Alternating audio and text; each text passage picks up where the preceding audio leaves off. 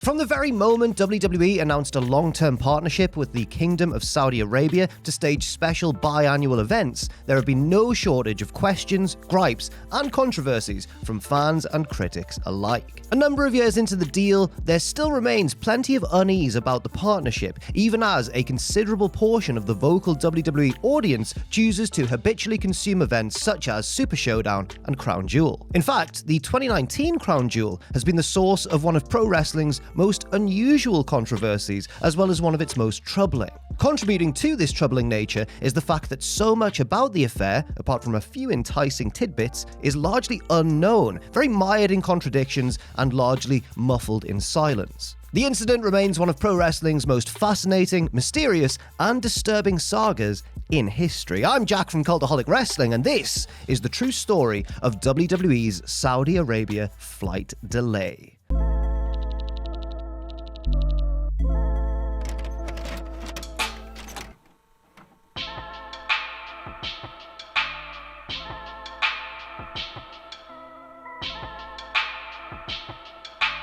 In 2018, WWE announced a decade-long deal with the Kingdom of Saudi Arabia as part of the country's Saudi Vision 2030 promotional campaign. As part of the deal, WWE would hold biannual pay-per-view events, ostensibly WrestleMania quality, in the country for a hefty chunk of change, numbering well into the tens of millions per event. The initial announcement led to immediate criticism with regards to the Kingdom's human rights record, their exclusion of female performers, later amended with certain concessions concerning ring attire, and the fact that the whole thing felt very much like an elaborate sports washing scheme.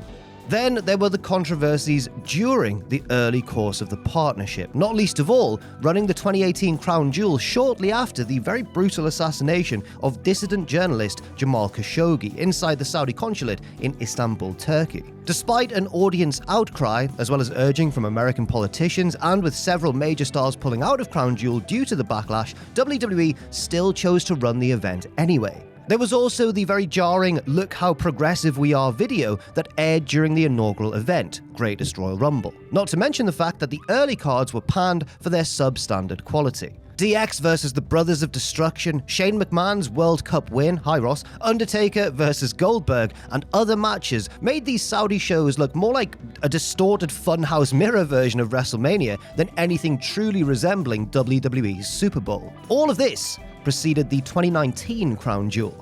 In the month prior to the event, WWE had Brock Lesnar squash reigning WWE champion Kofi Kingston in under 10 seconds. Days later, they produced the infamous Seth Rollins versus The Fiend Hell in a Cell match that ended in a disqualification. Once again, Hell in a Cell match ending in a disqualification after Rollins bonked Bray Wyatt with a giant clown hammer. Frankly, it would have been cheaper for WWE just to say, go and watch that brand new Dynamite thing, we are tired of having an audience. But WWE was making money hand over fist by this point, what with the new TV deals and those sweet biannual halfway around the world payoffs awaiting them. They could kind of afford to invest in calamity. A mere 25 days after the Hell in a Cell fiasco, on Halloween Day, WWE would stage Crown Jewel at the King Fahd International Stadium in Riyadh. Like the Saudi pay-per-views preceding it, the match card boasted a mixture of canonical rivalries and kind of convoluted one-off affairs. It would take a lot for a Seth Rollins Fiend rematch to be considered normal, but on a card that featured the following, it kind of was. We had Brock Lesnar defending the WWE Championship against former UFC heavyweight champion opponent Cain Velasquez. We had Braun Strowman facing boxer Tyson Fury, and we had Hulk Hogan and Ric Flair managing quite hastily assembled five-man squads. However, Crown Jewel also proved notable in a different way for the Natalya versus Lacey Evans match, the first women's bout to ever take place in the country. And of course, that controversial dress code was indeed enforced. Par for the course for the Saudi Arabia fair, it was another clunker of a show, it has to be said. Maybe not quite as atrocious as the prior two, but matches like Fury versus Strowman and Lesnar versus Velasquez were just plain bad. Natalya versus Lacey kinda had not much to it outside of the historic importance of it actually happening. And Seth versus The Fiend was a hair or two better than their Hell in a Cell match, though everything is, including people who use speakerphones in public, as well as shingles. The best match was probably Countryman Mansoor defeating Cesaro to a monumental reception, and we could see it maybe as the beginning of the Collective versus Death Riders feud that would still turn AEW on its ear in some distant day. So while not a total abomination of a super show, it was rough enough to where everybody was just kind of glad it was over. Time to wash up, get dressed, pack your bags, and catch the first flight back to the States. After all, the SmackDown roster had to be in Buffalo for SmackDown the following day. They had a long flight ahead of them. Yeah, about that. Reports indicate that the charter flight home was scheduled to take off at 3 a.m. local time. The flight would carry some 200 wrestlers and assorted staff members. Some of the bigger names, including Hogan, Lesnar, Paul Heyman, Flair, Vince McMahon, and others, left on private jets instead. Now, while that kind of A-list collective was en route back to the US, the charter plane was delayed. It began with smaller incremental delays. After boarding the plane, the assembled wrestlers and staff were told 10 minutes here, another half hour there, but the reasons for the delay were not immediately relayed. The Wrestling Observer newsletter notes that the initial delays lasted about 6 hours in total, with the entire crew seated on board the plane the entire time. During the course of the long wait, according to one anonymous wrestler who spoke with writer Dave Bixenspan, they were eventually told that they needed to refuel the plane, and that would take another hour. Bixenspan quotes the wrestler as saying, "Why should we need to refuel the plane now when it's been sitting in the exact same position it was when it dropped us off 2 days prior? The reason for charters is to get a group of people out on time and have everything ready to go." Levi Cooper, who wrestled for WWE as Tucker of Heavy Machinery, spoke with Cultaholic in 2021 regarding the protracted delay. He remembers the pilot claiming that they couldn't get clearance from the airport to take off, referring to an inability to get the, quote, complicated paperwork required to leave. During the delay, a number of wrestlers and staffers began texting friends and loved ones back home, as well as journalists. According to Bixenspan's account, one wrestler referred to the situation as a big S show. I've edited that slightly, adding, "We're all pretty certain we are being held hostage." Now, if that sounds alarming, it gets even more troubling when, according to a number of first-hand accounts, a number of armed military policemen was seen outside the plane during the delay. One anonymous wrestler testifying in a 2020 shareholders civil suit filed against WWE claimed he saw, quote, "a ton of guards wearing black militia attire and wearing guns that were blocking their exit and staring at the wrestlers." That same wrestler added that when the pilot announced that they couldn't take off, he sounded, quote, "distressed." Regarding the earlier refueling explanation, Bixenspan's source claims that the technician in charge of fueling was not available, only for them to be told minutes later that it was okay to board. And this wouldn't be the only puzzling contradiction from the entire ordeal. Eventually, WWE, in a press statement, would simply and vaguely claim that mechanical issues were the culprit. The Observer's write-up claims that a number of wrestlers did not believe that this was actually the case and was a cover story invented by WWE. Plus, if it really was a mechanical issue, then that would contradict statements allegedly made by one of WWE's then top officials. The wrestler who spoke on record for that 2020 civil suit claimed that talent relations admin at the time, Mark Carrano, said the flight delay stemmed from a dispute between Vince McMahon and none other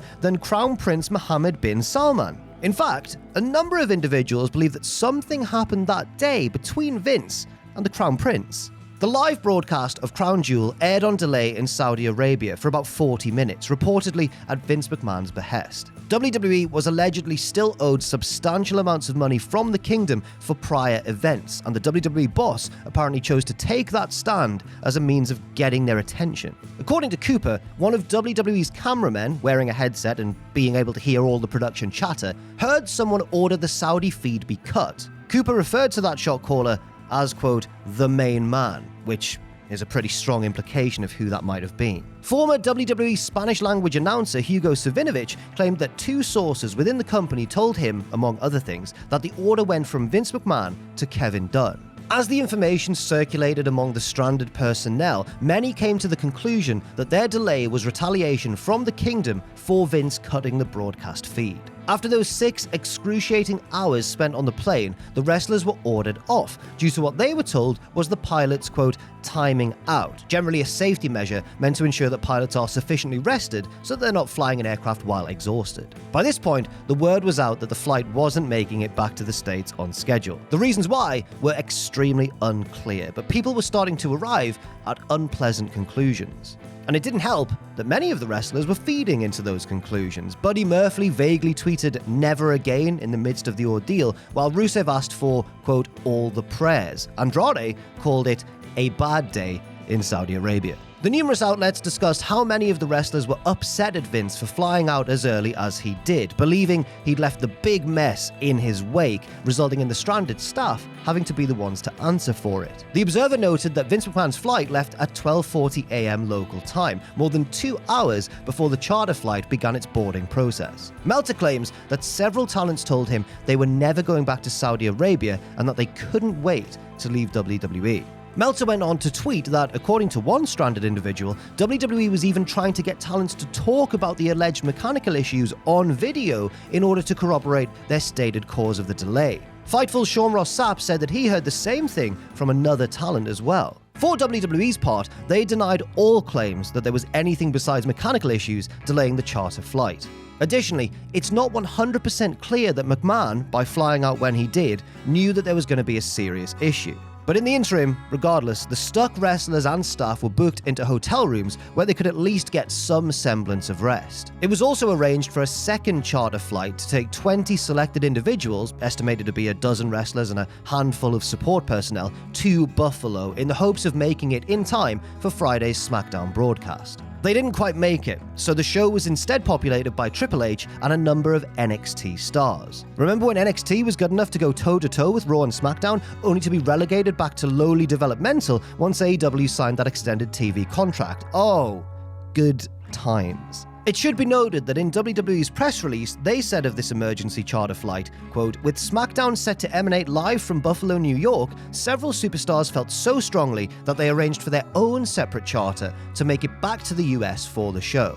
Well, it would seem that this part was a myth. WWE reportedly paid for the flight themselves while trumping up the mythos for dramatic effect. Several of the left-behind wrestlers and staff were annoyed by the implication that they didn't want it enough to get to SmackDown. Luke Harper and Tyson Kidd were among those who publicly commented on WWE's statement, with Kidd sarcastically writing, "Next time, we'll pool our money together instead of being lazy." The remaining wrestlers all eventually made it home, but not before experiencing a few more delays with their charter flight. They eventually made it back to New York midday Saturday, a full 24 hours after they intended to arrive home.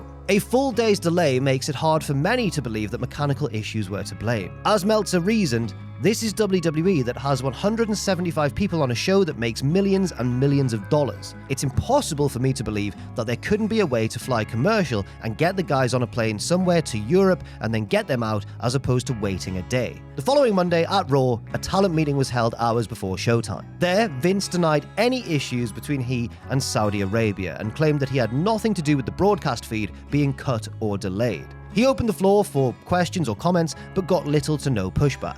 The Observer noted that just before the meeting wrapped up, Triple H called out Carl Anderson for remarks he made on Twitter, in which Anderson wondered who the locker room leader was going to be on Monday. Anderson didn't speak up too much, while those who did talk didn't have anything negative to say. Meltzer added, "It was noted that there was a feeling that saying anything negative wouldn't do anyone any good, and nobody spoke up."